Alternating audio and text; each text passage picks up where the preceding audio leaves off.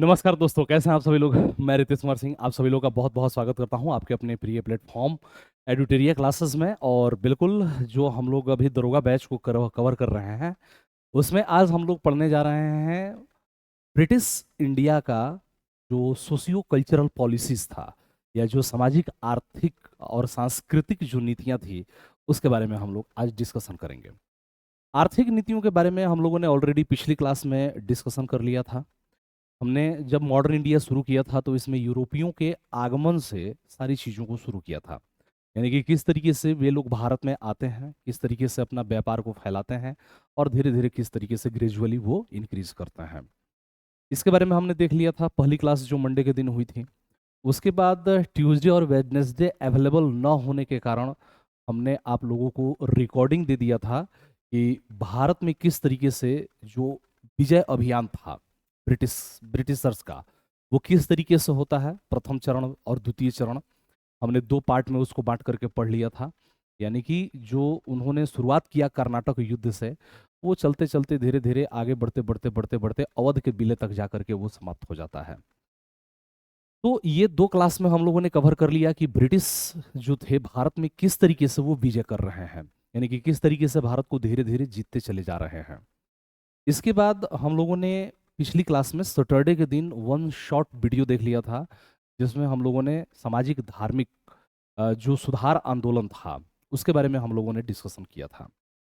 और आज जो मंडे के दिन हम लोग क्लास कर रहे हैं, इसमें हम लोग क्या करेंगे, तो इसमें आज हम लोग करेंगे सामाजिक सांस्कृतिक नीतियाँ। यानी कि ब्रिटिशर्स जब भारत में आए, तो आने के बाद जब उन्होंने भारत को जीत लिया, तो जीतने के बाद जिस तरीके से उन्होंने अपना साम्राज्य को विस्तारित किया, या जिस तरीके से अपना साम्राज्य भारत में फैलाया, निश्चित तौर पे उन्होंने कुछ ऐसी सांस्कृतिक और सामाजिक नीतियों को अपनाया जिससे कि उनका बेस भारत में मजबूत रहे। तो आज का जो टॉपिक होगा इन्हीं सबसे जुड़ा हुआ होगा, जिसमें हम लोग कुछ पत्र पत्रिकाओं के बारे में भी देखेंगे, जो भी सामाजिक सांस्कृतिक यानी कि जो सोशल और कल्चरल जो पॉलिसीज है जो उन्होंने यहाँ पे इंट्रोड्यूस किया, उसके बारे में आज हम लोग डिस्कशन करेंगे। तो चलिए बिल्कुल शुरुआत करते हैं। अब मान लीजिए कि ब्रिटिशर्स भारत में आए, उन्होंने अपना यहाँ पे साम्राज्य विस्तार कर लिया, साम्राज्य फैला लिया। तो जब आप मान लीजिए कि ऑफिसर बनते हैं, जैसे मान लीजिए कि अभी तो आप बिहार के हैं, और बिहार में अगर आप दरोगा बनते हैं, तो निश्चित तौर पे जहाँ पे आप ड्यूटी करने जा रहे हैं, जहाँ पे आप सर्विस देने जा रहे हैं, वहाँ के बारे में आपको जानकारी होनी चाहिए। अगर आपको उसके बारे में जानकारी नहीं है तो यू आर लैकिंग, तो आप समस्या में पड़ जाएंगे। ठीक इसी तरीके से जब ब्रिटिशर्स भारत में आए, तो धीरे धीरे करके जब उन्होंने अपनी सत्ता का विस्तार किया, और जब अपना क्षेत्र ये लोग फैलाते चले गए, आगे बढ़ते चले गए, तो अब यहाँ की जो सांस्कृतिक नीतियां जो थी, उसको इन्हें देखना था।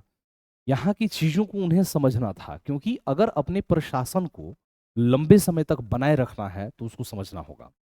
जैसे मान लीजिए कि आप आईएएस ऑफिसर बन जाते हैं, आप ही लोगों में से कई लोग तैयारी करेंगे, आगे मेहनत करेंगे, और आगे चल करके डीएसपी बन सकते हैं, आईएएस ऑफिसर बन सकते हैं, आईपीएस ऑफिसर बन सकते हैं। और अगर मान लीजिए कि आपको गुजरात कैडर मिल गया, महाराष्ट्र कैडर मिल गया, या फिर केरला कैडर मिल गया, आसाम मिल गया, तो आप जिस क्षेत्र में जाते हैं, आपको उस क्षेत्र के बारे में विशेष तौर से नॉलेज होना आवश्यक है। अगर वो नॉलेज आपको नहीं होता है तो यू विल फील डिफिकल्टीज। इस बात को ध्यान रखिएगा। तो जब ब्रिटिशर्स भारत में आए, तो उन्होंने बहुत सारी सामाजिक और सांस्कृतिक जो नीतियां थी, जो कि एक तरीके से तार्किक भी कह सकते हैं, कि कई ऐसी जो भारत में सामाजिक रीतियां या कुरीतियां रही थी, वो कई मायनों में तार्किक भी नहीं थी, या अगर कहीं तार्किक रही भी है तो उसको उन्होंने अपने हिसाब से चेंजेस किया है, उसको समझने बूझने का, उसको जानकारी हासिल करने का उन्होंने कोशिश किया है अपने स्तर, ताकि इस चीज को वो लोग बेहतर तरीके से समझ सकें। ठीक है। अब इसी कड़ी में हमने ये भी देख लिया था कि जो द्वैध शासन है वो समाप्त हो जाता है 1773 ईस्वी में। 1773 ईस्वी में क्या आ जाता है, तो ध्यान से ये देखिएगा, सामाजिक सांस्कृतिक नीतियां। यहाँ पे जब हम डिस्कशन करेंगे तो हम कहेंगे कि भाई 1773 ईस्वी में क्या आ जाता है, तो रेगुलेटिंग एक्ट आता है। क्या आता है, तो रेगुलेटिंग रेगुलेटिंग एक्ट कब आ जाता है, तो रेगुलेटिंग एक्ट की बात करेंगे तो रेगुलेटिंग एक्ट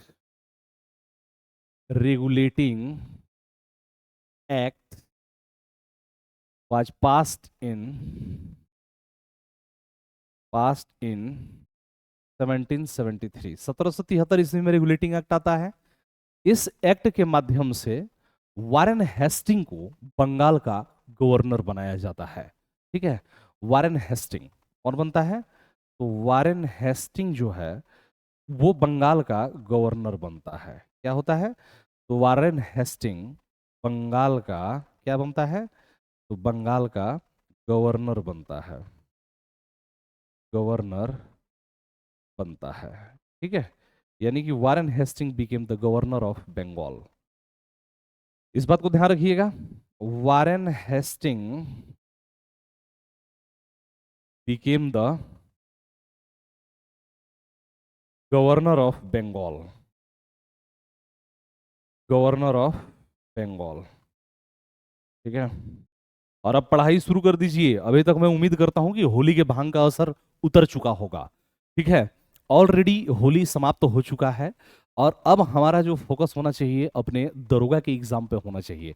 इस बात को ध्यान रखिएगा। तो जितने लोग अभी हाइबरनेशन मूड में हैं, जितने लोग ब्लैक से खरीद करके गुलाबी नजारा लिए हैं, अब उससे बाहर आ जाइए, क्योंकि अब फिर से हमें अपने तैयारी पे अपने मंजिल की ओर चल देना है। होली तो बस एक पड़ाव था, बाकी हमें अपने मंजिल को नहीं छोड़ना है। इस बात को ध्यान रखिएगा। कंटिन्यू चलना है, चलना है, चलना है, और जब तक नहीं रुकना है, जब तक आपको टारगेट अचीव ना हो जाए। उसके बाद तो फिर सरकार डिसाइड करेगी ना कि क्या करना है।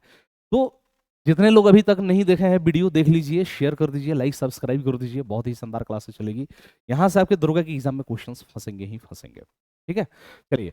अब ये वारेन हेस्टिंग जब बनता है, तो ये बताइए कि इन्होंने जो भी सत्ता हासिल किया था, किससे किया था? तो मुस्लिम कम्युनिटी से किया था, यानी कि यहाँ पे मुस्लिम शासन था मध्यकालीन भारत में। तो ऐसी स्थिति में उस समय की अगर हम बात करेंगे तो फारसी जो था वो राजकीय भाषा थी, यानी कि Farsi was the state language at that time. उस समय जो फारसी था वो क्या था? तो राजकीय भाषा थी। तो यहाँ पे अगर हम बात करेंगे तो एजुकेशन के मामले में भी आप देखेंगे कि मुस्लिम कम्युनिटी का डोमिनेंस था, मुस्लिम कम्युनिटी का प्रभाव था शिक्षा के क्षेत्र में। तो ऐसी स्थिति में वारेन हेस्टिंग ने क्या किया कि 1781 ईस्वी में वारेन हेस्टिंग ने कलकत्ता में मदरसा की स्थापना की थी। यानी कि 1781 ईस्वी में वारेन हेस्टिंग ने कहां पे? तो वारेन हेस्टिंग ने कलकत्ता में, वारेन हेस्टिंग ने कलकत्ता में मदरसा की स्थापना की थी। ठीक है, किसका? मदरसा। मदरसा आप लोगों को भी पता है कि मुस्लिम शिक्षा से संबंधित है। तो मदरसा की स्थापना की थी। ठीक है, यानी कि इन 1781 वारेन हेस्टिंग, ठीक है, वारेन हेस्टिंग इस्टेब्लिश ए मदरसा in Calcutta, established a established a मदरसा इन कलकत्ता, कलकत्ता। यानी कि क्या किया उन्होंने? तो कलकत्ता में मदरसा की स्थापना की। ठीक है, फिर धीरे धीरे उसमें और भी चीजें हमें चेंजेस होता हुआ दिखाई देता है। ठीक है, 1813 ईस्वी की बात करेंगे, 1813 ईस्वी में। तो 1813 ईस्वी में भारतीय विद्वानों, ठीक है, भारतीय विद्वानों एवं भारत में आधुनिक शिक्षा को बढ़ावा देने के उद्देश्य से प्रतिवर्ष 1 लाख खर्च करने का प्रस्ताव लाया गया। इस बात को ध्यान रखिएगा। यानी कि 1813 ईस्वी के चार्टर एक्ट में, 1813 ईस्वी के चार्टर एक्ट में, ठीक है, 1813 ईस्वी के चार्टर एक्ट में भारतीय विद्वानों एवं भारत में आधुनिक शिक्षा, भारतीय विद्वानों एवं भारत में आधुनिक शिक्षा को बढ़ावा देने हेतु, आधुनिक शिक्षा को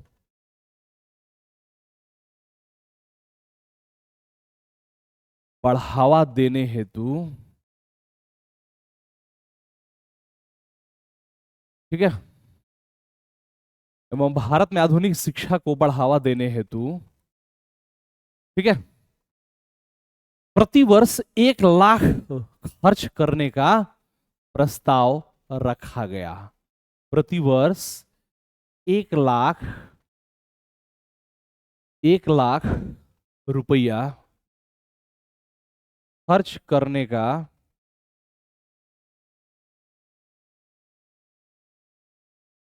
प्रस्ताव रखा गया। कितना?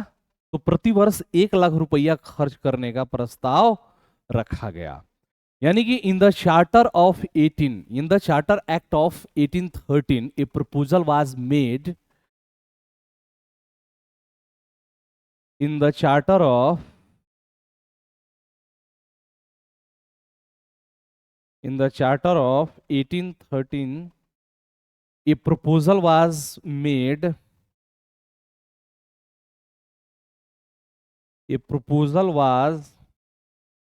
made, ठीक है, a proposal was made to spend ₹1 lakh, to spend, ये याद कर लीजिएगा, ये क्वेश्चन आ जाता है किस चार्टर एक्ट से, to spend ₹1 lakh every year, ₹1 lakh every year, ठीक है, 1 lakh every year for the purpose of promoting Indian scholars, for the purpose of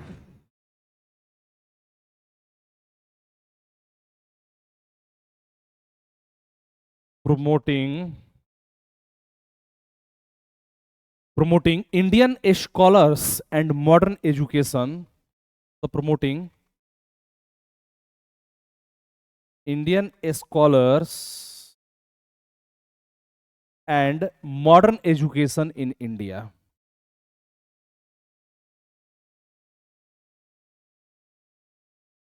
modern education in India, यानी कि भारत में आधुनिक शिक्षा और विद्वानों को बढ़ावा देने के लिए 1 लाख रुपया प्रतिवर्ष खर्च करने का प्रावधान 1813 ईस्वी के चार्टर एक्ट में लागू किया गया था, यानी कि लाया गया था। लेकिन अब ये जो खर्च होने थे वो किस पे होंगे, प्राच्य पे या पाश्चात्य पे, यानी कि पाश्चात्य यानी कि वेस्टर्न एजुकेशन पे, या फिर भारतीय जो एजुकेशन है, कला संस्कृति और वेद वगैरह है, उनके ऊपर। एक तो ये विवाद चल रहा था, और दूसरा विवाद ये था कि what should be the medium of education, यानी कि एजुकेशन का जो माध्यम होगा वो किस माध्यम में एजुकेशन दिया जाएगा। तो इस बात को लेकर के समस्या थी, और ये समस्या लगभग चलती रही 1813 से लेकर के 1835 तक, और 35 तक कोई खर्च नहीं हुआ। 35 ईस्वी में जब लॉर्ड विलियम बेंटिंग के समय में, लॉर्ड विलियम बेंटिंग के समय में जब मैकाले जो विधि आयोग का अध्यक्ष था, उसने जब सुझाव दिया on the recommendation of the Macaulay, ठीक है, मैकाले के रिकमेंडेशन के आधार पे भारत में अंग्रेजी शिक्षा को लागू किया गया, यानी कि the modern education was implemented in India. ठीक है, यानी कि आधुनिक शिक्षा किसके आधार पर, तो ये मैकाले माइन्यूट के आधार पर भारत में आधुनिक शिक्षा में अंग्रेजी को इंट्रोड्यूस किया गया, जहां पे अब भारतीय जो एजुकेशन का जो सिस्टम था उसके आधार पे अब जो वेस्टर्न एजुकेशन है उसको दिया जाने लगा। यानी कि मैकाले ही ये कहता है कि यूरोप के किसी एक पुस्तकालय के एक अलमारी के एक सेल्फ में रखी गई जो पुस्तकें हैं, जो साहित्यिक कृति है, वो समस्त भारत और अरब जगत के जो साहित्यिक कृति है उससे बेहतर है। यानी कि वो कहीं ना कहीं इंडिया को मतलब कि इंफीरियर दिखाता है।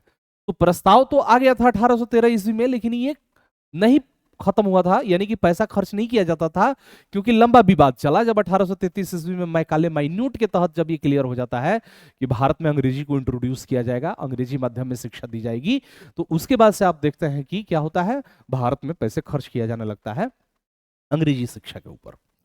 ठीक है, इसमें यहां पे ध्यान से देखिएगा, 1854 ईस्वी में एक आता है चार्ल्स वुड का डिस्पैच, यानी कि चार्ल्स वुड समिति को भारतीय शिक्षा का मैग्ना कार्टा कहा जाता है।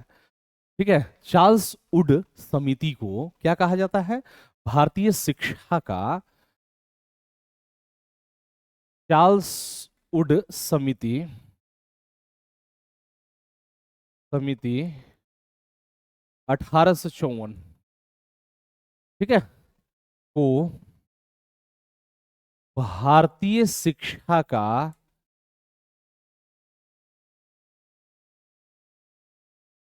मैग्ना कार्टा कहा जाता है। ये क्वेश्चन, मैग्ना कार्टा कहा जाता है, क्या कहा जाता है? तो भारतीय शिक्षा का मैग्ना कार्टा कहा जाता है। इस बात को ध्यान रखिएगा, यानी कि Charles Wood committee is called the Magna carta of Indian education. ठीक है, यानी कि Charles Wood committee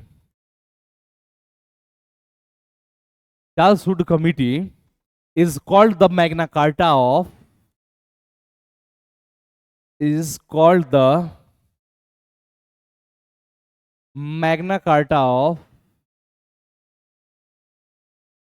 Magna Carta of Indian education system. ठीक है, यानी कि इंडियन एजुकेशन सिस्टम, यानी कि भारतीय जो शिक्षा व्यवस्था है उसका मैग्ना कार्टा किसको कहा जाता है? तो चार्ल्स वुड समिति को भारतीय शिक्षा का मैग्ना कार्टा कहा जाता है। अभी हमने ये भी समझा दिया था, 1835 ईस्वी में लॉर्ड मैकाले ने अपने प्रसिद्ध आलोक पत्र में अंग्रेजी माध्यम से शिक्षा प्रदान करने की अनुशंसा की। ठीक है, यानी कि 1835 ईस्वी में, ध्यान से देख लीजिएगा, लॉर्ड मैकाले ने, ठीक है, 1835 ईस्वी में लॉर्ड मैकाले ने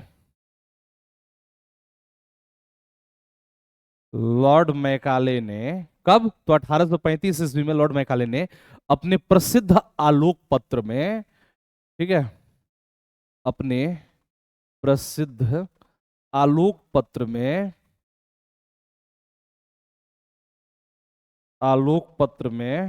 ठीक है, अपने प्रसिद्ध आलोक पत्र में क्या करता है? अंग्रेजी माध्यम से शिक्षा प्रदान करने की अनुशंसा की। अंग्रेजी माध्यम से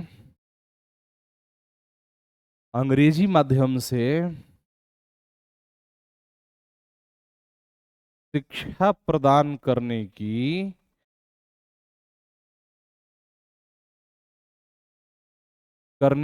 अनुशंसा की। ठीक है, ये तो आप लोग समझ ही गए, यानी कि इन 1835 लॉर्ड मैकाले, ठीक है, इन 1835 लॉर्ड मैकाले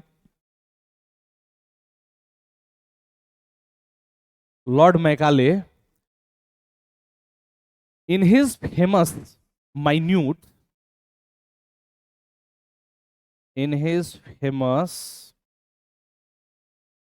minute या आलोक पत्र ही लिख दीजिए, आलोक पत्र, जिसको हम मैकाले माइन्यूट कहते हैं, आलोक पत्र, ठीक है,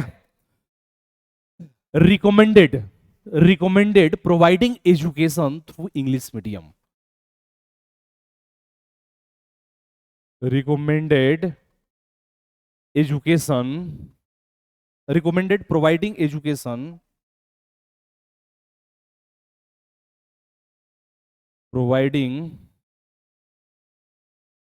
एजुकेशन, ठीक है, यानी कि providing education through English medium,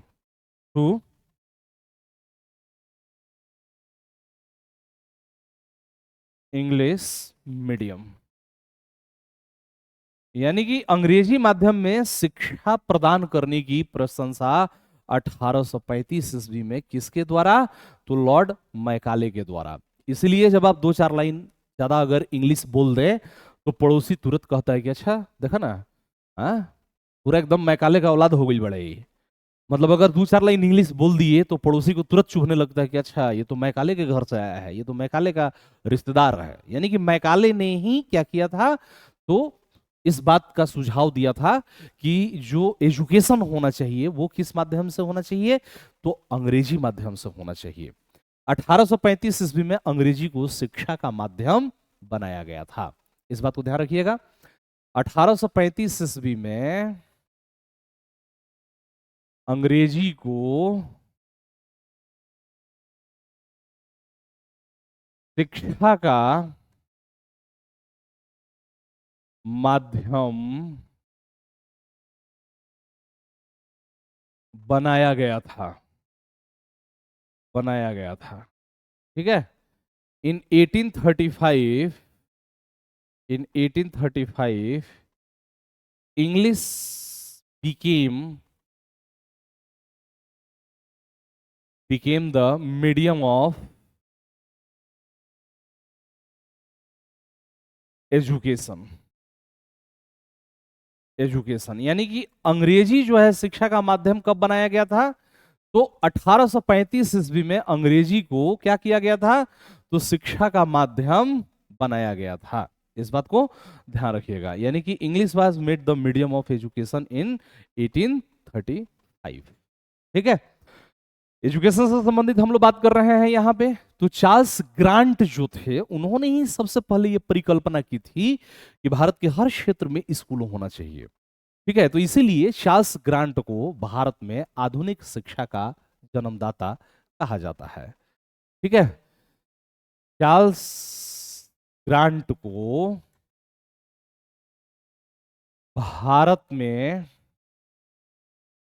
आधुनिक शिक्षा का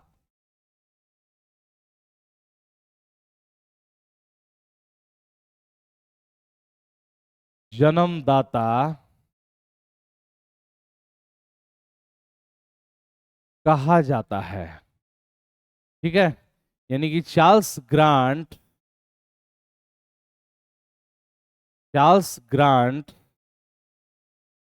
is known as the father of modern education,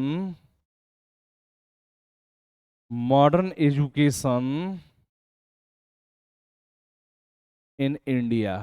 यानी कि भारत में आधुनिक शिक्षा का जन्मदाता किसे कहा जाता है, तो चार्ल्स ग्रांट को कहा जाता है।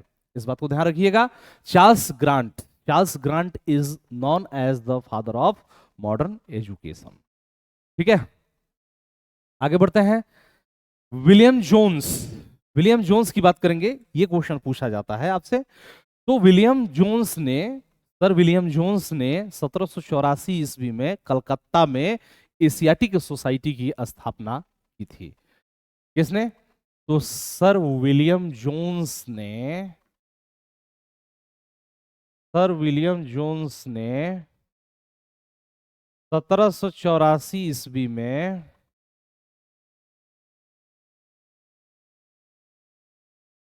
अगले पेज पे लिख देते हैं। क्या है इसमें मारामारी करने जाए, पेज तो ये है। ठीक है। सर विलियम जोन्स ने 1784 ईस्वी में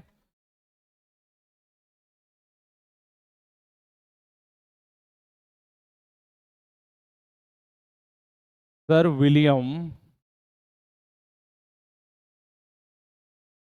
जोन्स ने 1784 ईस्वी में कलकत्ता में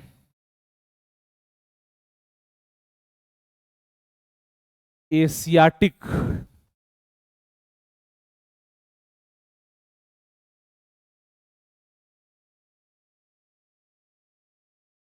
एशियाटिक सोसाइटी की स्थापना की थी। ठीक है। अभी मैं बताऊंगा इसके बारे में, सारा चीज मैं समझाऊंगा, घबराइए मत। ठीक है। सर विलियम जोन्स, ठीक है, sir William Jones founded the Asiatic Society in Calcutta, founded the Asiatic Society in Calcutta in 1784। यानी कि 1784 ईस्वी में विलियम जोन्स ने क्या किया था, तो कलकत्ता में एशियाटिक सोसाइटी की स्थापना की थी। इस बात को ध्यान रखिएगा। कब? तो 1784 ईस्वी में। अब इस सोसाइटी का मुख्य उद्देश्य क्या था? What was the main objective of this society? इस सोसाइटी की अगर बात करेंगे तो जितने भी प्राचीन भारतीय ग्रंथ थे, इनका अंग्रेजी में अनुवाद किया जाता था और फिर इसको अंग्रेजों के पढ़ने के लिए सुलभ बनाया जाता था। अब यहां पे देखिए, यहां पे दो मत हो सकता है। एक तो आप कह सकते हैं कि भारत का इतिहास बहुत गौरवपूर्ण रहा है, इसलिए विदेशी भी भारतीय जो प्राचीन साहित्य है उसका अनुवाद अंग्रेजी में कराते थे और उसको पढ़ते थे। और दूसरा मत ये निकल करके आता है कि जब ब्रिटेन भारत पे कब्जा कर लिया और अपना जब प्रशासन इसने स्थापित कर लिया, तो इस प्रशासन को लंबे समय तक बनाए रखने के लिए, ठीक है, और इस जो एडमिनिस्ट्रेशन की बात करेंगे इसको कायम रखने के लिए उसने क्या किया, तो उसने जो भारतीय इतिहास के जो ग्रंथ थे, जो धर्म के जो ग्रंथ थे, उसको अंग्रेजी में अनुवाद कराया। और जब वो अंग्रेजी में अनुवाद हुआ तो वो लगभग सभी जो अंग्रेजी पढ़े लिखे लोग थे या जो ब्रिटिशर्स थे उनके पढ़ने के लिए आसान हो गया। अब आसान हो गया तो वो भारतीय इतिहास के बारे में, यहाँ के लोगों के सोच, आचार विचार, उनकी संस्कृति, ठीक है, उनका जीवन शैली इत्यादि के बारे में अब वो विस्तार पूर्वक समझ सकते हैं, पढ़ सकते हैं और वो अपना शासन यहाँ पे लंबे समय तक बनाए रख सकते हैं। तो यहाँ पे दो मत निकल करके आता है। हाँ, इसका एक पॉजिटिव ये बात निकल करके आती है कि जब भारतीय ग्रंथों का जब अंग्रेजी में अनुवाद हुआ या जब भारतीय ग्रंथों को जो पढ़ा जाने लगा, ठीक है, तो उसके सहारे अगर मान लीजिए कि कोई सामाजिक बुराई उसमें नहीं है तो उसको सहारा लेकर के या उसका समर्थन लेकर के उन सभी सामाजिक बुराइयों को दूर किया गया है। कहने का मतलब यह है कि अगर मध्यकालीन भारत में आपको सती प्रथा दिखाई देती है, तो जब आप प्राचीन भारत का अध्ययन करते हैं, वेदों का अध्ययन करते हैं, तो वहां पे सती प्रथा, बाल विवाह, ये सभी कुरीतियां नहीं दिखाई देती हैं। और जब ये सभी कुरीतियां नहीं दिखाई देती है तो भारतीय इतिहासकारों ने, भारतीय समाज सुधारकों ने उन प्राचीन ग्रंथों का सहारा लेकर के बोला कि नहीं, हमारे यहाँ ये बुराई नहीं थी और इसको सुधार करना चाहिए। हाँ, लेकिन जब इन्होंने उन चीजों को पढ़ा तो जाहिर सी बात है कि अगर आपका भविष्य, सॉरी, अगर आपका पास्ट ग्लोरियस है तो ऐसी स्थिति में वो आपको आगे आने वाले समय के लिए आपको वो क्या करता है, करेज देता है, उत्साह देता है। हर बात समझ में? तो यहाँ पे ये सारी चीजें हो रही है और इसी सोसाइटी के अधीन, इसी सोसाइटी के तत्वाधान में एशियाटिक रिसर्चेस नामक पत्रिका का प्रकाशन किया जाता था। यानी कि एशियाटिक रिसर्चेस नामक पत्रिका का प्रकाशन इसी संस्था के द्वारा किया जाता था। ठीक है, एशियाटिक रिसर्चेस पत्रिका का प्रकाशन, रिसर्चेस पत्रिका का प्रकाशन इसी संस्था के द्वारा किया जाता था। इसी संस्था, किसके द्वारा? तो ध्यान से देख लीजिएगा, इसी संस्था द्वारा,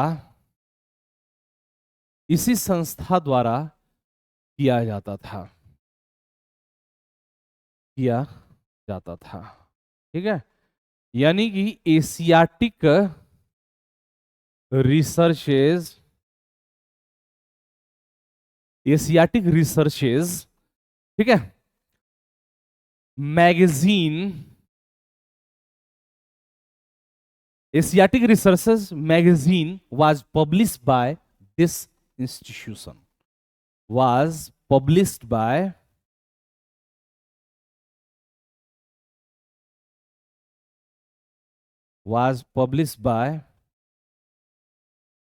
this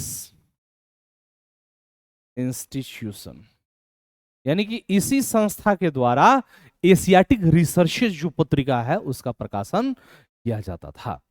ठीक है, अब जाहिर सी बात है कि भाई इस संस्था का उद्देश्य ही था कि भारतीय जो प्राचीन इतिहास है उसको समझना।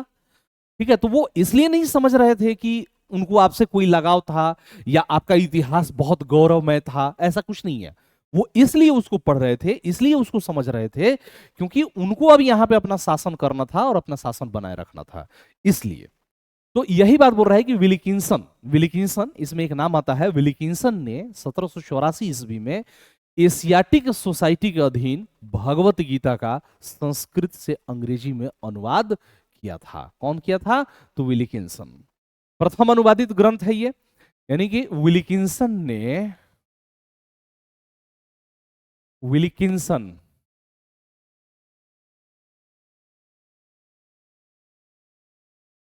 विल्किंसन ने 1784 ईस्वी में 1784 ईस्वी में एशियाटिक सोसाइटी के अधीन, इसी सोसाइटी जिसके बारे में हम बात कर रहे हैं, क्वेश्चन बहुत पूछता है, एशियाटिक सोसाइटी के अधीन, एशियाटिक सोसाइटी के अधीन क्या किया भाई? तो भगवत गीता, भगवत गीता का क्या किया? तो संस्कृत से अंग्रेजी में अनुवाद किया। अधीन भगवत गीता का, भगवत गीता का संस्कृत से अंग्रेजी में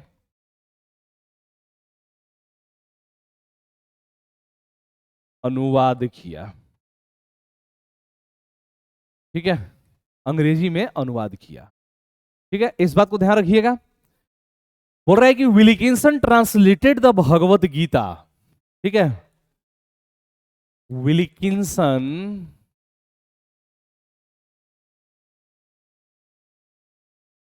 ट्रांसलेटेड द भगवत गीता, ठीक है, Bhagavad Gita from Sanskrit to English, from Sanskrit to English, from Sanskrit to English under, ठीक है, under Asiatic Society in 1784 AD, under Asiatic Society, under Asiatic Society in 1784 AD. 1784 ईस्वी में इसने क्या किया? तो भगवत गीता का संस्कृत से अंग्रेजी में अनुवाद किया। ठीक है, ये क्या है? तो फर्स्ट, प्रथम अनुवादित ग्रंथ है, यानी कि इसके बारे में बात करेंगे तो ये क्या है? तो फर्स्ट ट्रांसलेटेड बुक है। ठीक है, ये क्या है? तो प्रथम अनुवादित ग्रंथ यही है, प्रथम अनुवादित ग्रंथ। ठीक है, यानी कि फर्स्ट ट्रांसलेटेड बुक। ठीक है, यानी कि फर्स्ट ट्रांसलेटेड बुक, यानी कि प्रथम अनुवादित ग्रंथ यही है। इस बात को ध्यान रखिएगा। आगे बढ़ते हैं, आगे बढ़ेंगे तो उसके बाद विलिकिंसन ने क्या किया? तो 1787 ईस्वी का हितोपदेश का भी अनुवाद किया। कौन है? तो ये विलिकिंसन ही है। ठीक है, विलिकिंसन ने, किसकी हम बात करेंगे? तो विलिकिंसन, विलिकिंसन ने क्या किया? विलिकिंसन ने, यही विलिकिंसन है, सेम व्यक्ति हैं जिन्होंने 1784 ईस्वी में भगवत गीता, और विलिकिंसन ने ही 1787 ईस्वी में हितोपदेश, किसका? हितोपदेश का अनुवाद किया, अंग्रेजी अनुवाद किया। ठीक है, ये सब सीधे सीधे क्वेश्चन आ जाते हैं, इस बात का ध्यान रखिएगा। यानी कि विलिकिंसन, विलिकिंसन, ठीक है, also translated Hitopadesha, Wilkinson also translated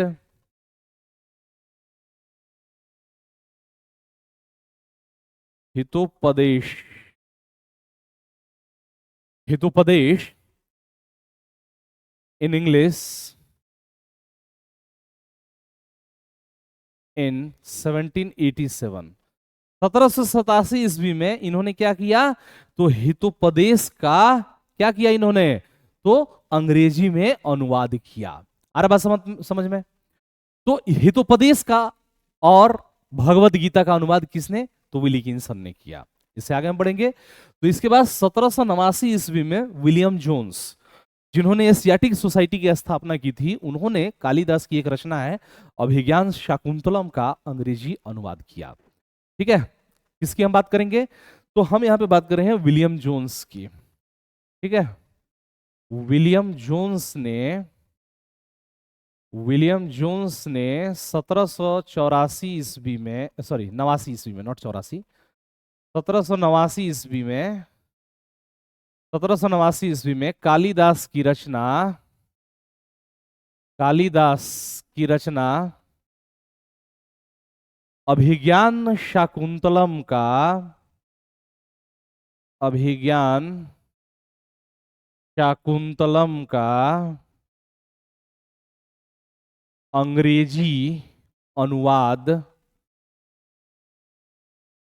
किया। ठीक है, अभिज्ञान शाकुंतलम का। ठीक है, किसकी, तो in 1789 William Jones translated Kalidas Abhijnana Shakuntalam into English.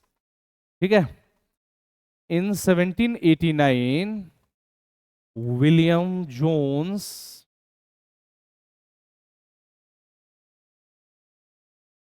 Translated Kalidas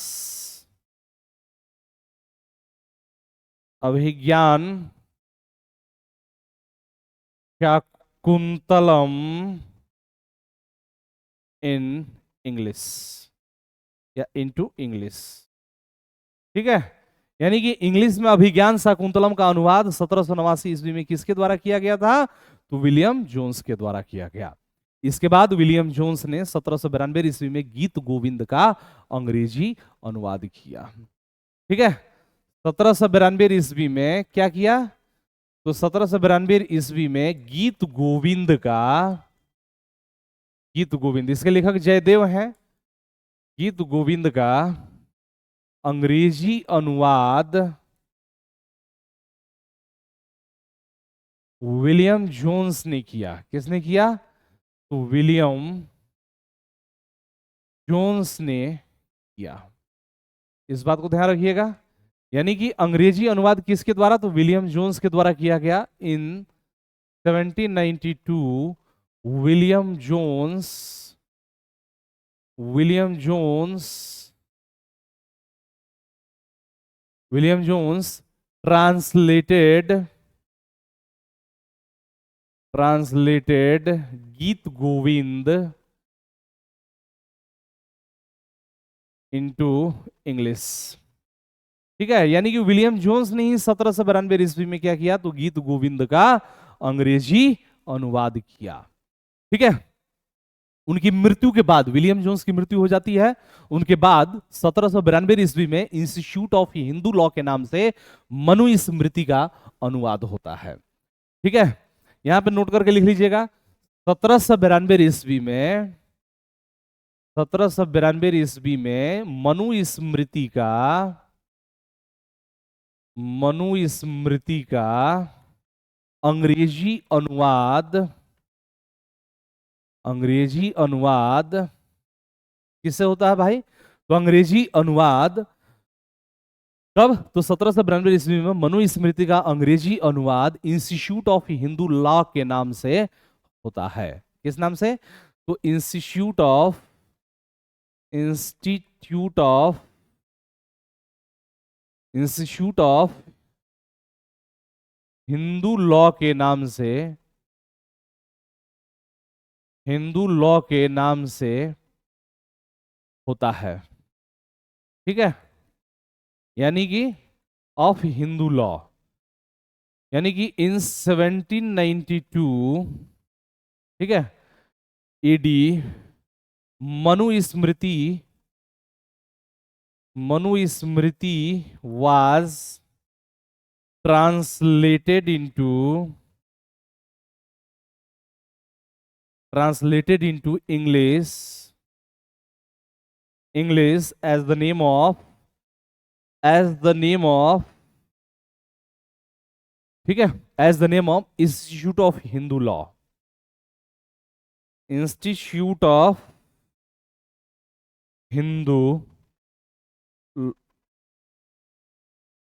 Hindu law, यानी कि हिंदू लॉ के नाम से इसका क्या होता है, तो प्रकाशन होता है। इस बात को ध्यान रखिएगा, ठीक है, इस चीज को नोट करिए।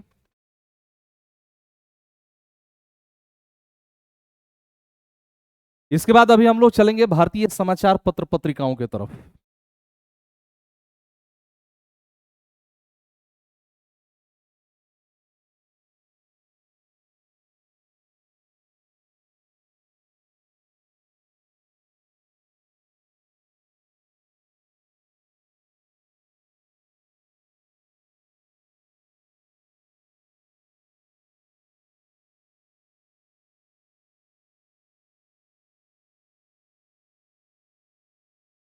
ठीक है, तो इंस्टीट्यूट ऑफ हिंदू लॉ के नाम से क्या हो जाता है, इसका अनुवाद हो जाता है। इस बात को ध्यान रखिएगा, ये कुछ ऐसी पुस्तकें हैं जिनका अनुवाद होता है।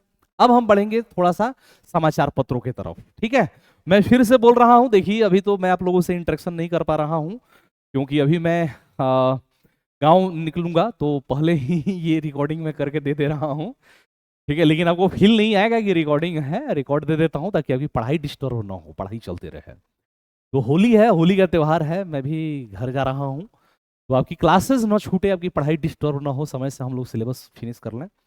इसके रिगार्डिंग मैं रिकॉर्डिंग आप लोगों को दे देता हूँ, लेकिन इस चीज़ को ध्यान रखिएगा कि जो इंटरेक्शन जो हमारा नहीं हो रहा है उसे कोई दिक्कत नहीं है, चीज़ें बिल्कुल शानदार है। और हम लोग अपने आप को कहाँ तक सीमित रखेंगे, तो वी विल कन्फाइंड अस, ठीक है, confined us surrounding of the Bihar दरोगा एग्जाम। इस बात को ध्यान रखिएगा, तो वहीं तक हम लोग क्या करेंगे, तो अपने आप को कन्फाइन करके रखेंगे ताकि हम उससे ज्यादा ना जाएं। इससे आगे अगर जो चीजें हैं वो अब हमें कहाँ पे पढ़नी होगी, तो अब हम लोग बीपीएससी के या एप्लीकेशन वाले सेक्शन में थोड़ा सा और डीप जा करके हम इसको पढ़ेंगे। ये सोशियो कल्चरल पॉलिसीज आज हम लोग डिस्कशन कर रहे हैं। चलिए आगे बढ़ते हैं। यहाँ पे देखिए भारतीय समाचार पत्रों के बारे में, तो यहाँ पे देखिए समाचार पत्रों के बारे में कुछ चीजें हम लोग देखते हैं कि भाई क्या है, कैसे है भारतीय समाचार पत्रों का इतिहास। यहां से भी आपको क्वेश्चंस पूछे जाते हैं लगभग हर एग्जाम में। ध्यान दीजिएगा, जेम्स ऑगस्टिन हिक्की की बात करेंगे। जेम्स ऑगस्टिन हिक्की द्वारा प्रकाशित किया गया द बंगाल गजट 1780 ईस्वी में भारत से प्रकाशित होने वाला पहला अखबार था, ठीक है। लिख सकते हैं हम लोग, लिख नहीं सकते हैं, लिखना ही है। जेम्स ऑगस्टिन हिक्की द्वारा, किसके द्वारा, तो जेम्स ऑगस्टिन हिक्की द्वारा कब, तो 1780 ईस्वी में प्रकाशित किया जाने वाला अखबार, प्रकाशित किया जाने वाला अखबार, किया जाने वाला अखबार, ठीक है, जेम्स ऑगस्टिन हिक्की द्वारा 1780 में प्रकाशित किया जाने वाला अखबार द बंगाल गजट। कौन सा है, the Bengal gazette. The Bengal gazette Bharat से प्रकाशित होने वाला पहला अखबार था, भारत से प्रकाशित होने वाला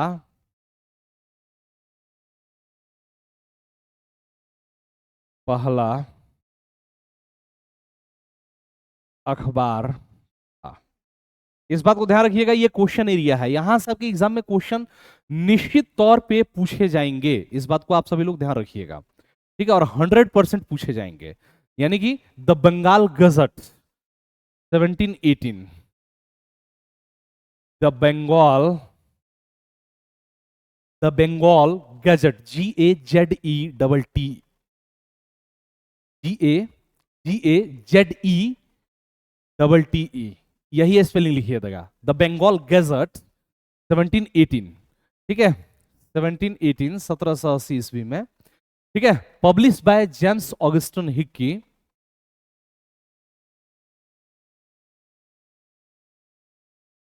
published by James Augustin Hickey, ठीक है, James Augustin Hickey was the first newspaper published from India, was the first newspaper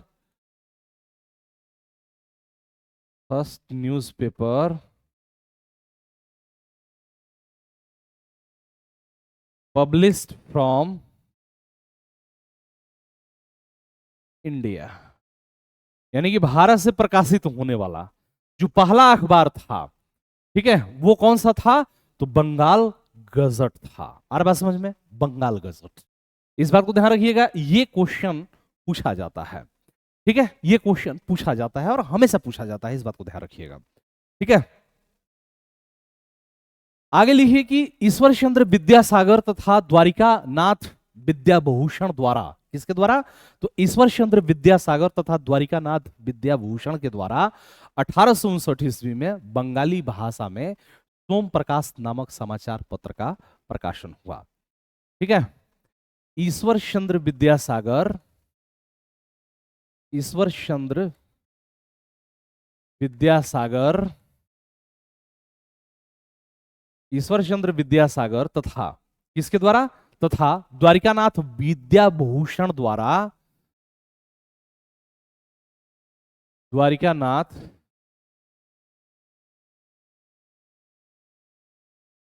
Vidyabhushan, Vidyabhushan द्वारा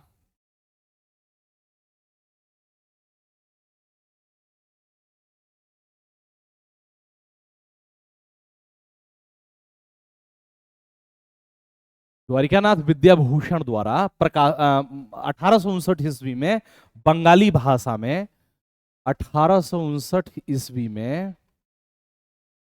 बंगाली भाषा में, बंगाली भाषा में, बंगाली भाषा में कौन सी? तो बंगाली भाषा में सोम प्रकाश नामक समाचार पत्र का प्रकाशन हुआ। सोम प्रकाश नामक समाचार पत्र का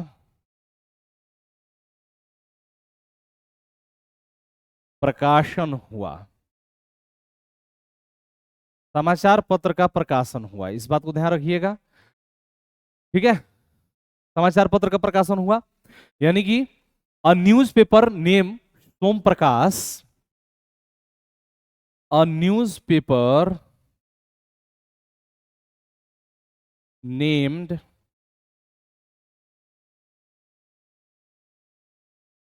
सोम Prakash, Som Prakash was published by Ishwar Chandra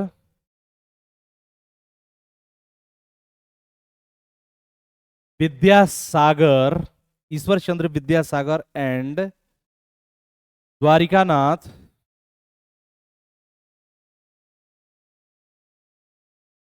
Vidyabhushan Bhushan in 1759, ठीक है, 1759 इन बंगाली, बंगाली, यानी कि बंगाली भाषा में ये पुस्तक, मतलब कि पुस्तक बोल रहा हूं, बंगाली भाषा में इसका प्रकाशन किया गया था, किसके द्वारा? तो ईश्वर चंद्र विद्यासागर तथा द्वारिकानाथ विद्याभूषण द्वारा 1859 में बंगाली भाषा में क्या किया गया था? तो सोम प्रकाश नामक समाचार पत्र का प्रकाशन हुआ था, इस बात को ध्यान रखिएगा, ठीक है।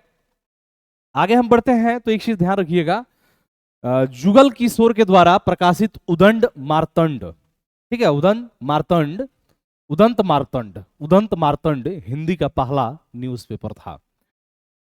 जुगल किशोर के द्वारा जुगल किशोर द्वारा प्रकाशित जुगल किशोर द्वारा प्रकाशित उदंत मार्तंड,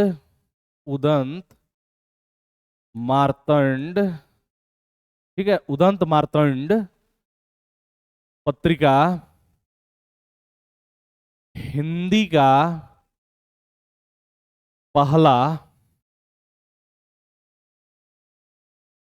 पत्रिका था, ठीक है। यानी कि Udant Martand by Jugal Kishore was the first Hindi magazine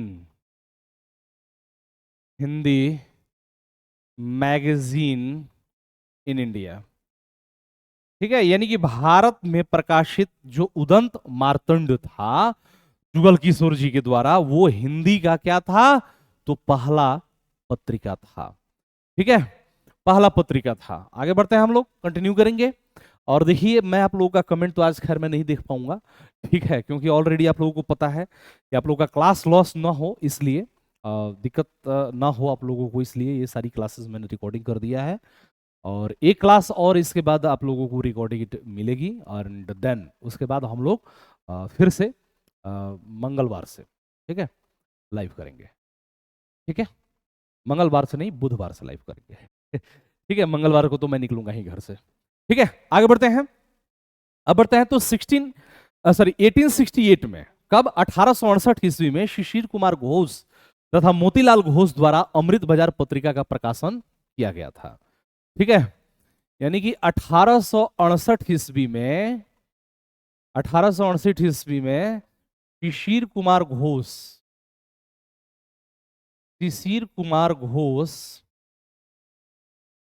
तथा मोतीलाल घोष के द्वारा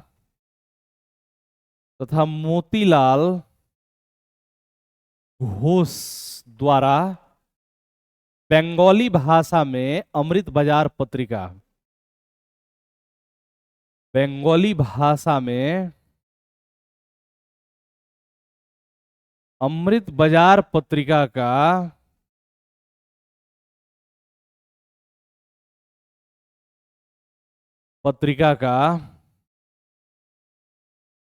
प्रकाशन किया गया था, ठीक है, किया गया था किसके द्वारा, तो 1868 ईस्वी में शिशिर कुमार घोष तथा मोतीलाल घोष, ठीक है, मोतीलाल घोष, शिशिर कुमार घोष तथा मोतीलाल घोष के द्वारा अमृत बाजार पत्रिका का प्रकाशन किया गया था इन 1868, ठीक है। Amrit Bazar magazine was published by Shishir Kumar Ghosh and Motilal Ghosh, ठीक है। इन 1868 अमृत बाजार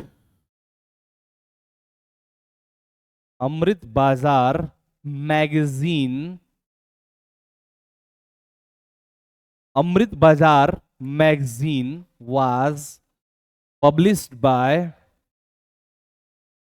was published by Shishir Kumar Ghosh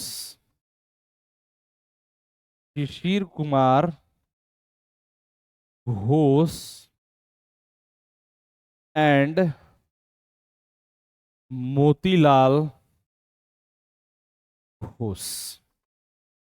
Ghosh in, हो तो गया, ठीक है, इन बंगला, यानी कि बांग्ला लैंग्वेज में इसको प्रकाशित किया गया था। ये जो प्रकाशित हो रहा है ना 1868 ईस्वी से, 1868 ईस्वी में 10 साल लगभग बाद 1878 ईस्वी में आगे चल करके 1878 ईस्वी में लिटन का वर्नाकुलर प्रेस एक्ट आता है, ठीक है। लिटन का लिटन का वर्नाकुलर, वर्नाकुलर, वर्नाकुलर का मतलब अभी मैं समझा दूंगा। लिटन का वर्नाकुलर एक्ट 1878 से बचने के लिए, बचने के लिए लिटन का वर्नाकुलर एक्ट 1878 से बचने के लिए यह रातों रात, रातों रात अंग्रेजी में प्रकाशित होने लगा। किसमें? तो अंग्रेजी में प्रकाशित होने लगा। क्या होने लगा? तो अंग्रेजी में प्रकाशित होने लगा। इस बात को ध्यान रखिएगा। यानी कि पहले ये बांग्ला में प्रकाशित होता था। यहां पे ध्यान से देखिएगा, जब हम बात करेंगे किसका, वर्नाकुलर, ठीक है, वर्नाकुलर, तो वर्नाकुलर का मतलब होता है क्षेत्रीय भाषा, क्षेत्रीय भाषा, यानी कि लोकल लैंग्वेज, ठीक है, लोकल लैंग्वेज। तो इस लोकल लैंग्वेज को कंट्रोल करने के लिए, या लोकल लैंग्वेज में जो ब्रिटिश प्रशासन के खिलाफ जो बातें लिखी जाती थी उसको कंट्रोल करने के लिए लॉर्ड लिटन, जो कि प्रतिक्रियावादी था, इसको ओवन मेरिडिथ के नाम से भी जाना जाता है, इसने 1878 ईस्वी में वर्नाक्यूलर प्रेस एक्ट को लागू कर दिया। यानी कि जो क्षेत्रीय भाषा में जो पत्र पत्रिकाएं प्रकाशित होती थी उसको कंट्रोल करने के लिए इसने लागू कर दिया।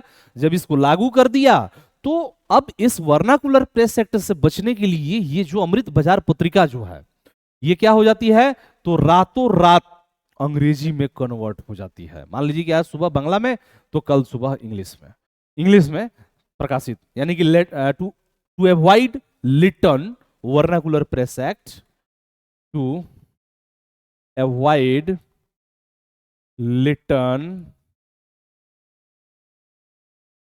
वर्नाकुलर प्रेस एक्ट 1878, 1878 ईस्वी में वर्नाकुलर प्रेस एक्ट आया था। It started being publish in English, it started being published in English over the night, over the night.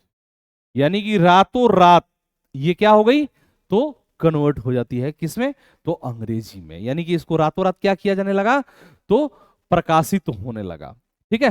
अच्छा, यहां पे देखिए जुगल किशोर जी के द्वारा हमने जो बताया था ना, ये पत्रिका कब, तो 1826 ईस्वी में इसका प्रकाशन हुआ था। कब, तो यहाँ पे लिख सकते हैं 1826, 1826 ईस्वी में जो मतलब कि उदंड मार्तंड था by Jugal Kishore was the first Hindi magazine 1826। कब, तो 1826 ईस्वी की बात हम करेंगे। तो 1826 ईस्वी में हिंदी में प्रकाशित होने वाला पहला समाचार पत्र कौन था, तो उदंत मार्तंड था, जो कि जुगल किशोर जी के द्वारा था। ये कहां से उदंत मार्तंड कहां से प्रकाशित होता था, तो ये कलकत्ता से प्रकाशित होता था। कहां से, तो ये कलकत्ता से, नोट कर लीजिएगा, उदंत मार्तंड जो था कलकत्ता से। ठीक है, लिख ही देता हूं, छूटे ना। उदंत मार्तंड का प्रकाशन कहां से होता था, तो कलकत्ता से होता था। ठीक है, यानी कि उदंत मार्तंड का प्रकाशन कहां से, तो प्रकाशन कलकत्ता से होता था, कलकत्ता से होता था। यानी कि Udant Martand was being published from Kolkata, Kolkata. यानी कि कहां से, तो ये it was publish from Calcutta. ये कहां से, कलकत्ता से ये पब्लिश होता था। अब हम बात करेंगे सेंसरशिप का। सेंसर का मतलब होता है किसी चीज को बंद कर देना। यानी कि अखबार का जो प्रकाशन होता था, तो जाहिर सी बात है कि वो लोग ब्रिटिश साम्राज्य के खिलाफ कुछ न कुछ लिखते थे। तो उस लिखने के खिलाफ जो ब्रिटिश सरकार जो है उसने सेंसरशिप लागू किया। और जब हम बात करेंगे तो प्रेस पर सबसे पहले सेंसरशिप वेलेजली ने 1899 ईस्वी में लागू किया। ठीक है, यानी कि प्रेस पर सर्वप्रथम सेंसरशिप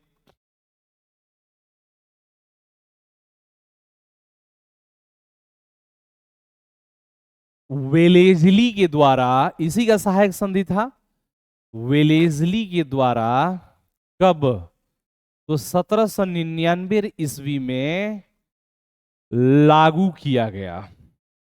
ठीक है, क्या किया गया, तो लागू किया गया। इस बात को ध्यान रखिएगा, वेलेजली के द्वारा लागू किया गया। अरे बात समझ में, सेंसरशिप किसके द्वारा, तो वेलेजली के द्वारा। The first censorship of the press was imposed by Wellesley in 1799। ठीक है, यानी कि the first censorship on the first censorship on the press was imposed by Wellesley in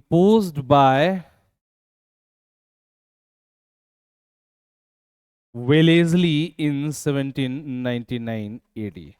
यानी कि 1799 ईस्वी में वेलेजली के द्वारा क्या किया गया था, तो सहायक संधि को लागू किया गया था। ठीक है, लॉर्ड लिटन के बारे में बात करेंगे। तो लिटन ने कब, तो भारतीय समाचार पत्रों पर प्रतिबंध लगाने के लिए 1878 ईस्वी में वर्नाकुलर प्रेस एक्ट लाया। ठीक है, यहां पर देखिए लॉर्ड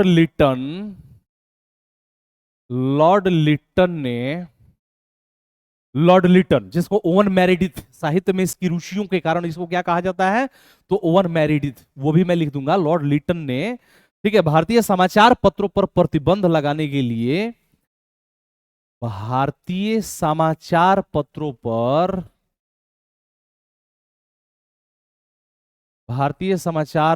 पर प्रतिबंध लगाने के लिए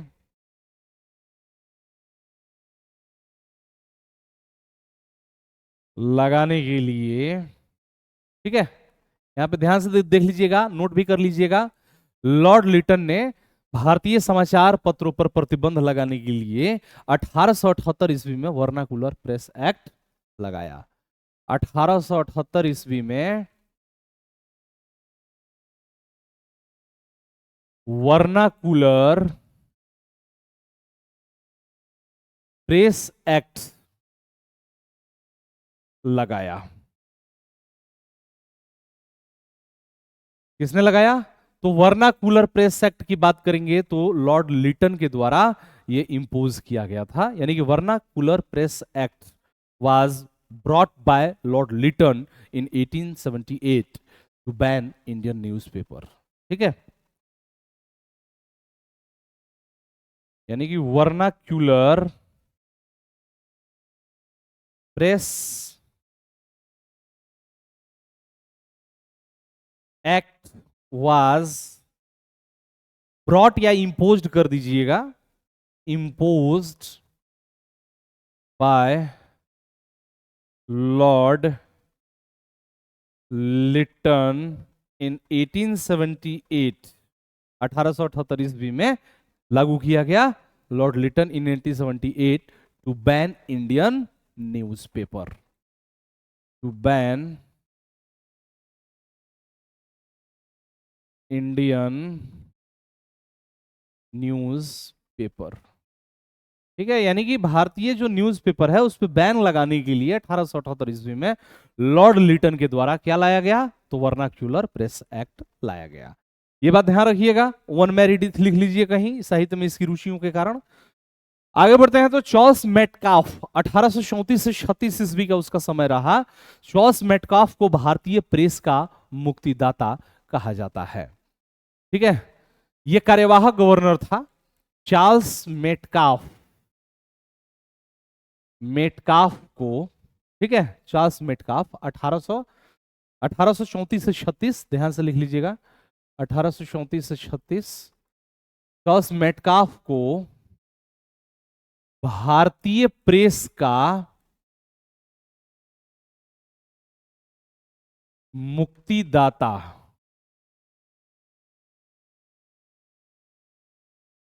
मुक्तिदाता कहा जाता है। भारतीय प्रेस का मुक्तिदाता, ये कहीं आप नोट कर सकते हैं, ये कार्यवाहक गवर्नर जनरल था, मतलब पूरा फुल फ्लेज नहीं था। Charles Metcalfe, Charles Metcalfe 1834 to 36 is known as the liberator of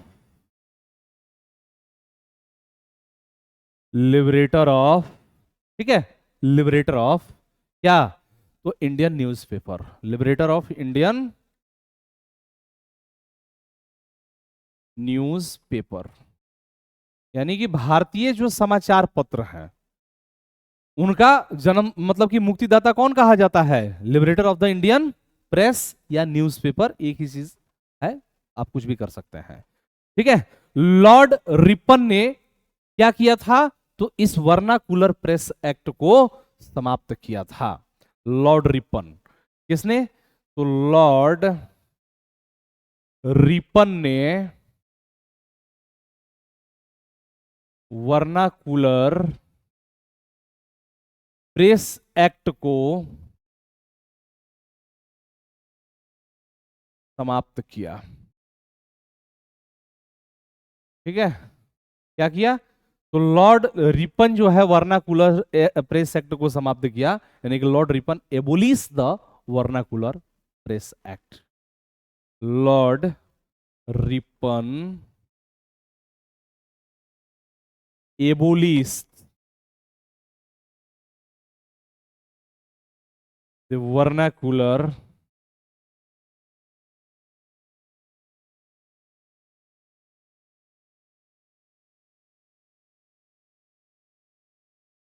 press act, यानी कि वर्नाकुलर प्रेस एक्ट की बात करेंगे तो इसको किसने समाप्त किया, तो लॉर्ड रिपन की बात करेंगे तो लॉर्ड रिपन ने वर्नाकुलर प्रेस एक्ट को समाप्त किया।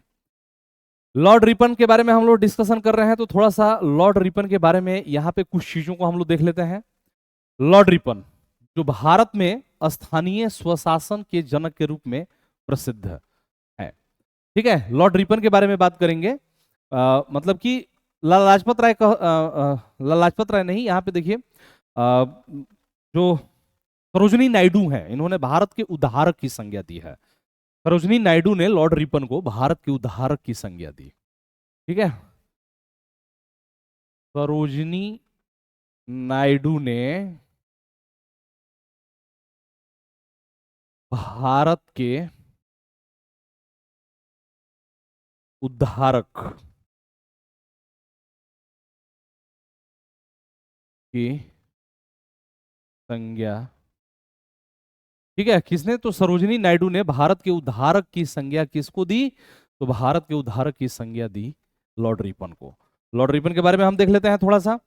लॉर्ड रिपन जो भारत में स्थानीय स्वशासन के जनक, यानी कि father of local self government, ठीक है, father of local self government, ठीक है, के रूप में प्रसिद्ध है, ने 1882 ईस्वी में स्थानीय स्वशासन की शुरुआत करके भारतीयों को आजादी का पहला एहसास प्रदान किया था। उनकी योजना ने उन नगरपालिका संस्थानों को विकसित करने में सहायता की जो भारत में ब्रिटिश क्राउन के कब्जे के बाद देश में बढ़ रहे थे। ठीक है, अब यहां पे ध्यान से देखिएगा, इलवर्ट बिल विवाद जो है रिपन से संबंधित है, ये ध्यान रखिएगा। इलवर्ट बिल विवाद नोट कर लीजिएगा। इलवर्ट बिल विवाद किसके समय में, तो लॉर्ड रिपन के समय में होता है। किसके समय में, तो लॉर्ड रिपन के समय होता है। ठीक है, लॉर्ड रिपन के समय में इलवर्ट बिल विवाद होता है, इस बात को ध्यान रखिएगा। इलवर्ट बिल विवाद ये था कि रिपन ये चाहते थे कि जो भी, ठीक है, जो भी यूरोपीय लोग हैं भारत में रह रहे हैं, उनका ट्रायल का अधिकार भारतीय जजों को दिया जाए, जो भारतीय न्यायाधीश हैं। लेकिन यूरोपीय जो व्यक्ति भारत में रह रहे थे उन वो ये चाहते थे कि किसी भी सूरत में जो भारतीय जज हैं यूरोपियों का ट्रायल न करें, और इसको लेकर के एक जबरदस्त विरोध हुआ जिसको हम श्वेत विद्रोह के नाम से भी जानते हैं, और अंततोगत्वा रिपन को झुकना पड़ा। और ये वो घटना है जो कि भारत में राष्ट्रवाद के उदय में भी सहायता करती है, यानी कि it also encourage the emergence of nationalism. क्योंकि अब भारतीयों को यह लग गया था कि ब्रिटिशर्स जो है वो नस्लीय भेदभाव पे काम कर रहे हैं और किसी भी सूरत में वो भारतीयों को समानता का अधिकार नहीं देंगे। ठीक है, ये रिपन के समय में ही प्रथम दशकीय जनगणना होता है। क्या होता है? प्रथम दशकीय जनगणना होता है। क्या होता है? दशकीय जनगणना। क्या होता है? तो प्रथम दशकीय जनगणना यानी कि फर्स्ट डिकेडल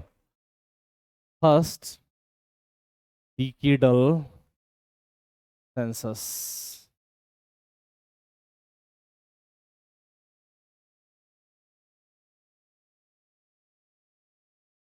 ठीक है,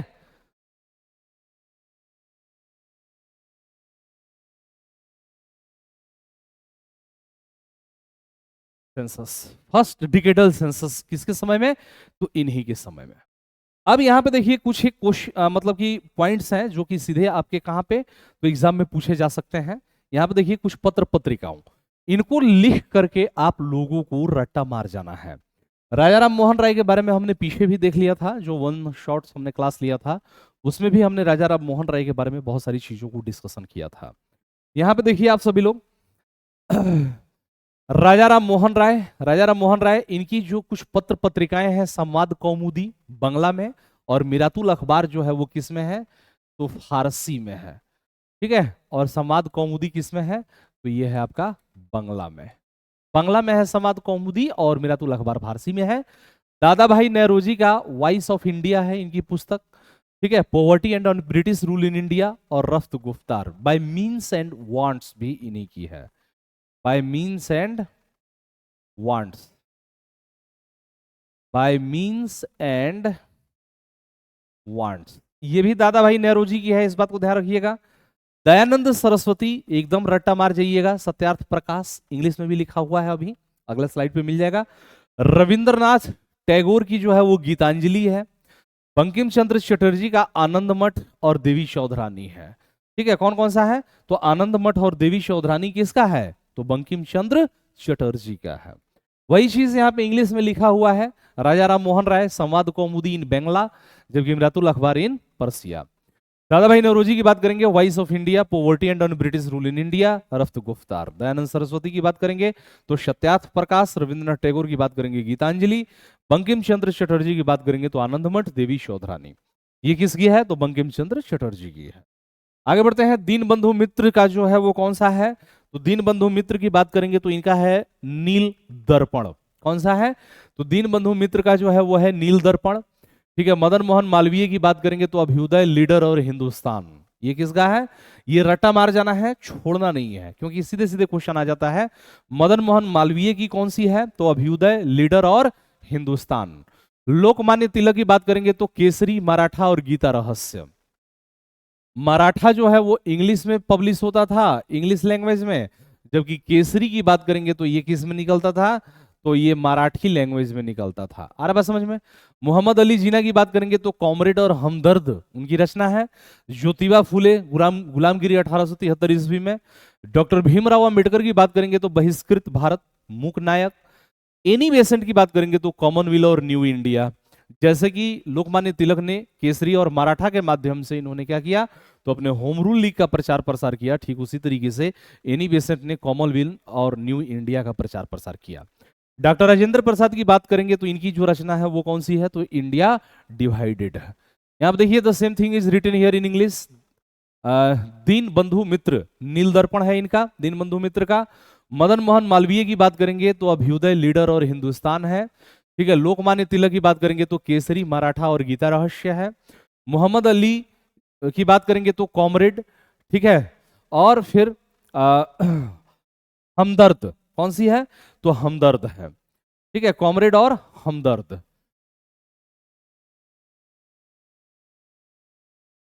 कॉमरेड, हमदर्द। ठीक है, किसका है ये? तो हमदर्द मोहम्मद अली जिन्ना, ज्योतिबा फुले का गुलामगिरी 1873 में। ठीक है, फिर डॉक्टर भीमराव अंबेडकर की बात करेंगे तो बहिष्कृत भारत मूक नायक ये है, जबकि एनी बेसेंट का कॉमनवेल्थ और न्यू इंडिया है, और डॉक्टर राजेंद्र प्रसाद का क्या है? तो इंडिया डिवाइडेड है। ये क्या करना है आप लोगों को? तो ये आप लोगों को याद कर लेना है। इसके बाद आगे बढ़ेंगे तो यहां पर देखिए महात्मा गांधी। महात्मा गांधी की भी यहाँ पे कुछ रचनाओं के नाम दिए गए हैं। ठीक है, जिसमें कुछ उनकी पुस्तकें भी हो सकती है यहाँ पे और कुछ पत्रिकाएं भी। महात्मा गांधी, यंग इंडिया, हरिजन, नवजीवन, ये किसका है? तो महात्मा गांधी का है, नाम याद रखिएगा, यंग इंडिया, हरिजन और Navjivan. Hind Swaraj, my experiment with truth, ये इनकी पहली पुस्तक है, माई एक्सपेरिमेंट विद ट्रुथ, इस बात को ध्यान रखिएगा। Jawaharlal Nehru, discovery of India और कौमी आवाज, यहां से क्वेश्चन पूछा जाता है कौमी आवाज किसका है? तो कौमी आवाज की बात करेंगे तो ये किसका है? तो कौमी आवाज जो है ये जवाहरलाल नेहरू का है। अजीत सिंह, भारत माता, अजीत सिंह का क्या है? तो अजीत सिंह ने जिस मतलब कि जो इनकी पत्रिका है उसका नाम है भारत माता। मैडम भिकाजी कामा, वंदे मातरम, मैडम भिकाजी कामा का कौन सा है? वंदे मातरम। अरविंद घोष का कर्म योगिनी, वंदे मातरम पुस्तक है, और बरिंद्रनाथ घोष का कौन सा है? तो भवानी मंदिर। यहाँ पे जो वंदे मातरम जो है ये इनकी पुस्तक है अरविंदो घोष की। ठीक है, और वरिंद्रनाथ घोष का क्या है? तो वरिंद्रनाथ घोष का है भवानी मंदिर। यहाँ पे ध्यान से देख लीजिएगा, Mahatma Gandhi, Young India, Harijan, Navjivan, Hind Swaraj, my experiment with truth. Jawaharlal Nehru, discovery of India, Qaumi Awaz. Ajit Singh की बात करेंगे तो mother India, madam Cama, Vande Mataram, Aurobindo Ghosh, Karmayogini, और वंदे मातरम बुक इनकी है। और जब हम बरिंद्रनाथ घोष की बात करेंगे तो भवानी मंदिर, या भवानी मंदिर ही करिएगा यहाँ पे, भवानी मंदिर। भवानी मंदिर किसका है? तो भवानी मंदिर की अगर हम बात करेंगे तो भवानी मंदिर जो है वो है वरिंद्रनाथ घोष का। ठीक है, किसका है? तो वरिंद्रनाथ घोष का क्या है? तो भवानी मंदिर है। चलिए आगे बढ़ते हैं। कुछ एक गवर्नर जनरल है जिनके समय में कुछ सुधार के कार्य किए गए हैं, देख लीजिए। बिल्कुल, अब हम लोग अपनी क्लास को यहीं पे रोकेंगे, फिनिशिंग की तरफ हम लोग मूव कर चुके हैं। आज का जो सेशन है हम लोग यहीं पे रोकेंगे, इस बात को ध्यान रखिएगा। ठीक है, आज का जो सेशन है वो हम लोग कहाँ पे? तो यहीं पे स्टॉप करेंगे, इस बात को ध्यान रखिएगा। गवर्नर जनरल, यहां पर देखिए वेलेजली के समय में क्या होता है? तो शिशु हत्या पर पूर्ण प्रतिबंध लग जाता है 1802 ईस्वी में। ये याद कर लीजिएगा, ये सीधे सीधे क्वेश्चन आपके एग्जाम में पूछे जाते हैं, इस बात को ध्यान रखिएगा। तो वेलेजली जो है वो क्या है? तो शिशु हत्या पर पूर्ण प्रतिबंध लग जाता है किसके समय में? तो वेलेजली के समय में 1802 ईस्वी में जो शिशु हत्या हो रहा था। विलियम बेंटिंग के समय में सती प्रथा पर रोक 1829 ईस्वी में लग जाता है। बाकी हम लोग थोड़ा सा अलग से भी पढ़ेंगे इस चीज को। लॉर्ड कैनिंग की बात करेंगे तो विधवा विवाह की अनुमति 1856 ईस्वी में मिल जाती है। लॉर्ड कैनिंग के समय में क्या हो जाता है? तो विधवा विवाह की अनुमति मिल जाती है। ठीक है, पहले विधवाओं का विवाह नहीं होता था। लॉर्ड नॉर्थ ब्रुक की बात करेंगे, अंतर जातीय विवाह 1872 यानी कि इंटरकास्ट मैरिज हमें दिखाई देता है 1872 ईस्वी में। ठीक है, और फिर यहाँ पे इंटरकास्ट मैरिज यानी कि आप दूसरे कास्ट में भी विवाह कर सकते हैं। और लैंस डाउन की बात करेंगे तो इसके समय में लड़की की शादी की आयु जो है वो कितना कर दिया गया? तो ये 12 वर्ष तक कर दिया गया, इस बात को ध्यान रखिएगा। लड़की की शादी की आयु 12 वर्ष कर दिया गया लैंस डाउन के समय में। और इरविन के समय में, ठीक है, शारदा एक्ट आता है जिसमें लड़का का आयु का जो वर्ष है वो 18 वर्ष और लड़की की आयु की 14 वर्ष। तीसरी कसम मूवी देख लीजिएगा, उसमें साफ साफ दिखाया गया है कि किस तरीके से ये हो रहा है। ठीक है, फिर आगे बढ़ते हैं। यही चीज यहाँ पे सेम इंग्लिश में है, यहाँ पे आप लोग देख सकते हैं। ठीक है, the same thing is in English here. ठीक है, गवर्नर जनरल रिफॉर्म, वेलेजली की बात करेंगे तो कंप्लीट बैन ऑन इन्फेंटिसाइड 1802। ठीक है, फिर विलियम बेंटिंग की बात करेंगे तो prohibition of the practice of Sati 1829। Lord Canning, window remarriage permit, वही चीज इंग्लिश में है। नॉर्थ ब्रुक की बात करेंगे तो Northbrook inter marriage 1872। Lays down, girls marriage age 12 years. और इरविन की बात करेंगे तो लड़का 18 साल और लड़की कितनी? तो 14 साल। ठीक है, इसी के साथ आगे हम बढ़ते हैं। तो लॉर्ड रिपन की बात करेंगे तो लॉर्ड रिपन को क्या कहा जाता है? तो भारत में, यानी कि लॉर्ड रिपन को भारत में स्थानीय स्वशासन का पिता कहा जाता है। इस बात को ध्यान रखिएगा, क्या कहा जाता है? तो लॉर्ड रिपन को भारत में स्थानीय स्वशासन का पिता कहा जाता है। ठीक है, लॉर्ड रिपन को भारत में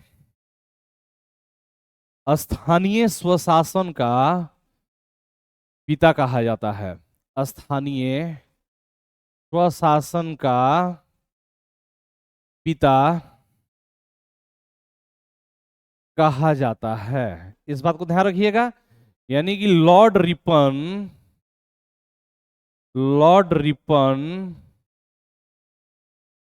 is known as the father of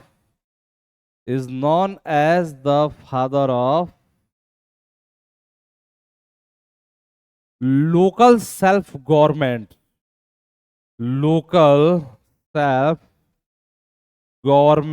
in India।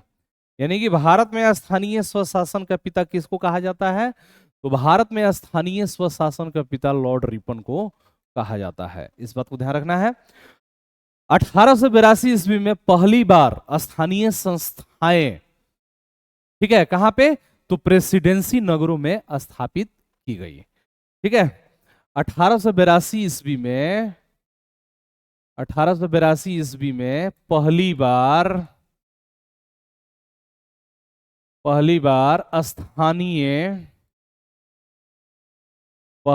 स्थानीय, ठीक है, संस्थाएं प्रेसिडेंसी नगरों में स्थापित की गई।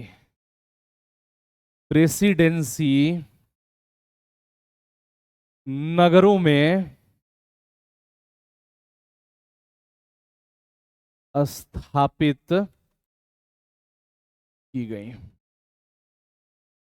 ठीक है, प्रेसिडेंसी नगरों में स्थापित की गई, यानी कि for the first time in 1882, for the first time in 1882, ठीक है, for the first time in 1882 local self government या local institutions were established in presidency towns. Local institution were established in presidency towns. ठीक है, यानी कि for the first time in 1882 local institution, ठीक है, यानी कि जो स्थानीय जो संस्थाएं थी वो कहां पे स्थापित की गई थी? तो local institutions were established in presidency towns. इस बात को ध्यान रखिएगा। प्रेसिडेंसी टाउन्स 1687 ईस्वी में बोर्ड ऑफ डायरेक्टर्स ने मद्रास में नगर निगम बनाने की अनुमति दी थी। यहां से क्वेश्चन बन सकता है, ध्यान से देखिएगा। 1687 ईस्वी में बोर्ड ऑफ डायरेक्टर्स ने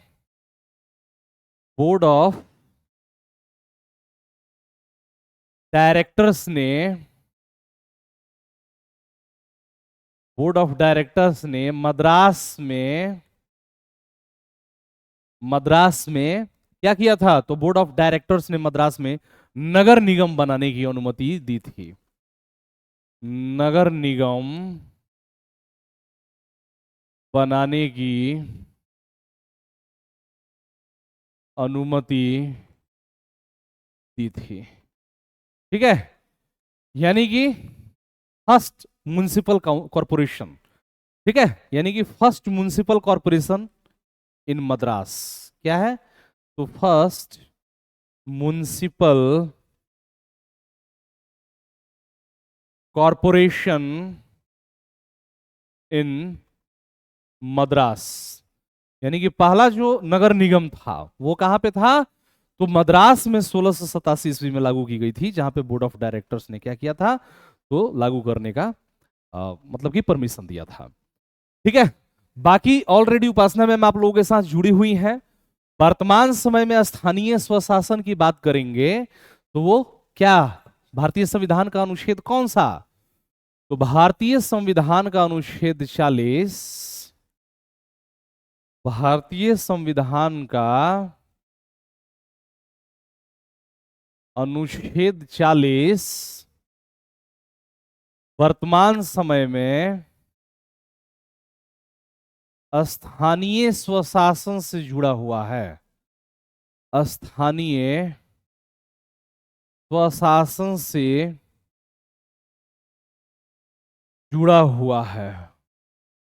ठीक है, यानी कि at the present time, at the present time article 40 of Indian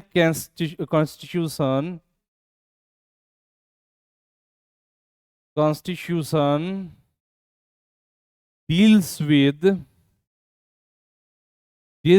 the local self government, यानी कि लोकल सेल्फ गवर्नमेंट, यानी कि स्थानीय स्वशासन से जुड़ा हुआ था। इस बात को ध्यान रखिएगा।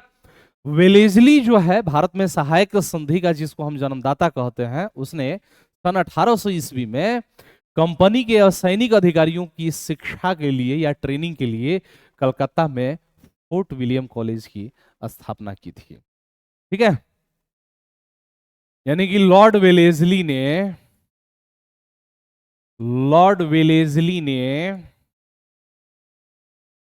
1899 ईस्वी में कंपनी के असैन्य, सैनिक नहीं, सिविलियन, असैन्य अधिकारियों के प्रशिक्षण हेतु, अधिकारियों के प्रशिक्षण हेतु, ठीक है, यानी कि लॉर्ड वेलेस्ली ने 1899 ईस्वी में कंपनी के असैन्य अधिकारियों के प्रशिक्षण हेतु कलकत्ता में फोर्ट विलियम कॉलेज की स्थापना की। कहां पे? तो कलकत्ता में फोर्ट विलियम कॉलेज की स्थापना की। क्या किया? तो फोर्ट विलियम कॉलेज की स्थापना की। ठीक है, यानी कि fort William college was established by Lord Wellesley in 1899 in Kolkata for the purpose of, या for the training of, for the training of civilian officer of Kolkata, sorry company, यानी कि कंपनी के जो सिविलियन अधिकारी थे, यानी कि जो असैन्य अधिकारी थे, उनके प्रशिक्षण के लिए क्या किया गया था? तो कलकत्ता में फोर्ट विलियम कॉलेज की स्थापना की गई थी। इस बात को ध्यान रखिएगा। इसके पहले जब हमने कर्नवालिस के बारे में डिस्कशन किया था, जब हमने ये पढ़ा था उनका अस्थाई बंदोबस्त, वहां पे हमने डिस्कशन किया था कि कर्नवालिस को भारत में भारत में सिविल सेवा का, कर्नवालिस को भारत में सिविल सेवा का जन्मदाता माना जाता है। ठीक है, और पुलिस सेवा का भी जन्मदाता किसको? तो कर्नवालिस को। ठीक है, यानी कि कर्नवालिस को भारत में सिविल सेवा, भारत में सिविल सेवा एवं पुलिस सेवा